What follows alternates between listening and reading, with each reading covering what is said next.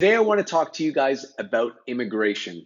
At the end of October 2020, the federal government announced their very ambitious immigration targets for the next 3 years. So, I want to take a closer look at the context of those immigration numbers, why they're important, especially to us here in the GTA, and what it's going to mean for real estate and what it's going to mean for the post pandemic recovery. Come along, let's take a good look together. So, first off, let's take a good look at where this directive is coming from. Here I am on the Government of Canada website. This is the 2020 annual report to Parliament on immigration. Worth checking out. It's actually quite interesting to read, lots of information here. But I want to skip ahead to the immigration levels plan. And here we can see for the 3 years, the next 3 years, starting in 2021, the projected admissions targets. So 401,000 newcomers in 2021, 411,000 in 2022, and 421,000 in 2023. So these are some pretty significant numbers, higher than anything we've seen before. And what's interesting is that we know that approximately 46% of newcomers that come into Canada make Southern Ontario their primary destination. And that's for a number of reasons, but it's driven by jobs and, of course, by the accessibility of a place like Toronto and the GTA that is very welcoming to newcomers. So let's take another look at what Ontario is projecting in the next slide here. So I'm now on the Ministry of Finance for the province of Ontario's website, and we're looking at Ontario population projections update 2019 to 2046.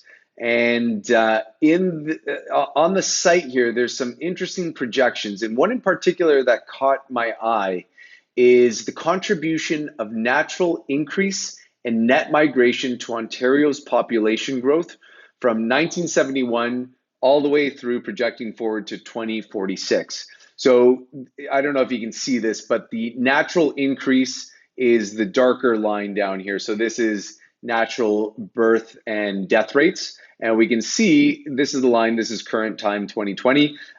We can see that the projection is stable and then a general decline in the future, which is a trend in many developed nations that birth rates are going down. And the bright blue line is the immigration over the years. And you can see we've had spikes and decreases over the decades, more recently a trend downward and then this trend upward.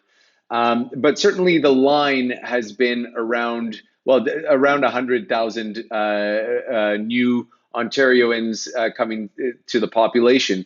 But with this federal government projection or anticipated policy of adding new immigrants, you can see that this is despite COVID. We see a drop here because of on account of COVID, then a bounce back for all that pent up demand. But we can see that going forward, the projection is unlike anything we've seen in the past when it comes to population growth in the province of Ontario. So now the stage is set. We have all these newcomers being welcomed into Canada and Southern Ontario. So what's that going to mean for real estate? Well, pre-pandemic, we arguably already have and still do have a very significant housing crisis in Toronto and the greater Toronto area. Now you add the newcomers, and whatever we've been suffering in the past is going to be paled by what's coming in the next decade. And that's going to do nothing but drive up real estate prices even further.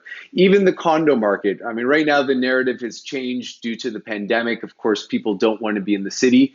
But I think that's short-lived. I think the macro is still very strong, and we will see people return to the city. It's a very desirable place to live. You add now the immigrants coming in, and I think the next 10 years are going to be unlike anything we've seen before. So that is my take on the federal government's recent immigration policy. I hope you enjoyed. My name is Chris Mulder. I'm a Toronto mortgage broker.